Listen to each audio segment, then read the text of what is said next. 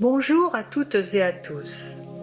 Nous allons nous intéresser au fonctionnement de notre cœur du point de vue de son rayonnement. Et nous verrons que la science y rejoint la spiritualité. Regardons comment. Situons-nous d'abord dans le contexte du rayonnement terrestre. Entre la sphère terrestre et celle formée par l'ionosphère, qui sont de polarités différentes, il se forme un canal ou guide d'ondes dans lequel les rayonnements électromagnétiques peuvent circuler autour de la Terre. Des ondes émises par différentes sources issues de phénomènes terrestres comme les éclairs ou de l'interaction avec le Soleil ou avec des rayonnements cosmiques, ainsi que celles provenant également des êtres vivants, peuvent s'y propager. Elles sont de fréquence basse, de l'ordre de la dizaine de Hertz. Les fréquences de ces ondes sont appelées résonances Schumann. Représentons-nous quelques instants toutes ces énergies qui circulent autour de la Terre.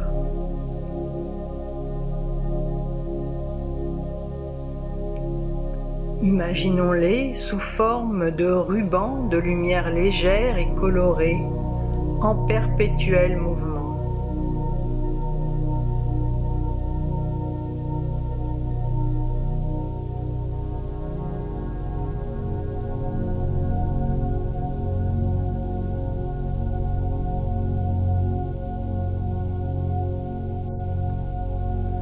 Depuis plusieurs décennies, la science a découvert que les êtres vivants émettent des rayonnements électromagnétiques, dont le plus puissant se situe au niveau du cœur, et dont la fréquence est du même ordre que la résonance Schumann de la Terre.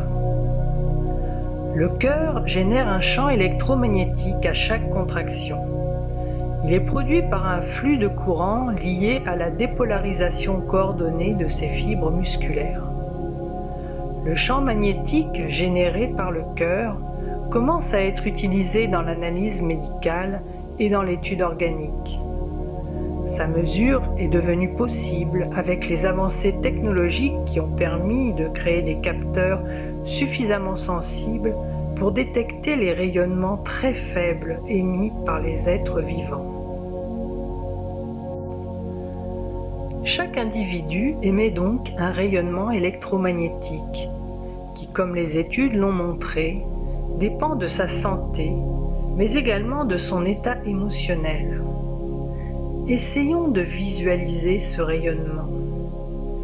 Tournons notre regard vers l'intérieur.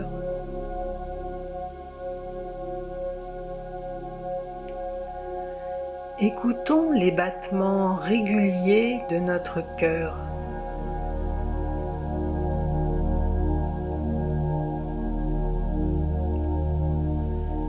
Et essayons de ressentir le champ magnétique qu'il génère.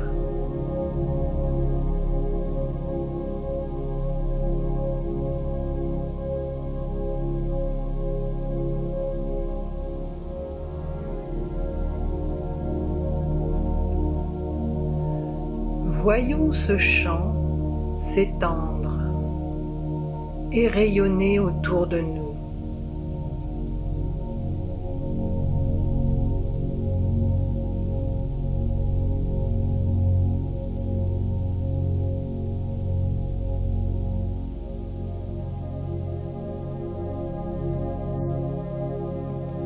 Le champ humain peut ainsi à grande échelle influer sur le champ terrestre.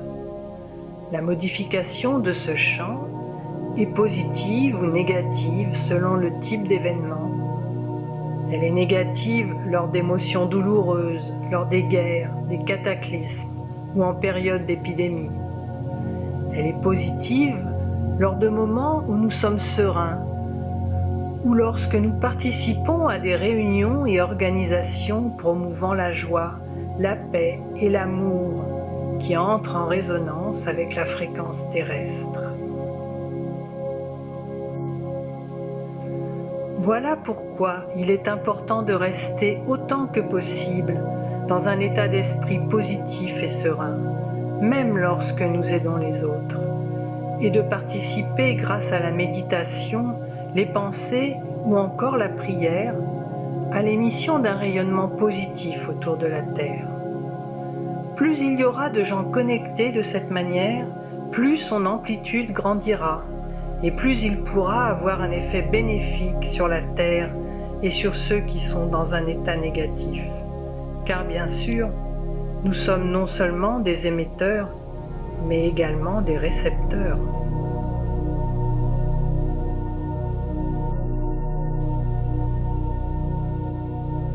Représentons-nous pendant quelques instants notre champ magnétique sous forme d'un halo lumineux qui s'étend vers les autres.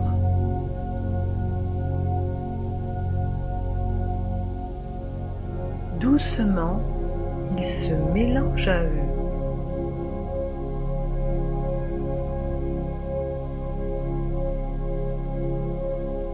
Le cercle formé par nos halos s'élève peu à peu pour se fondre dans les voûtes d'une immense cathédrale de lumière qui se projette vers les cieux.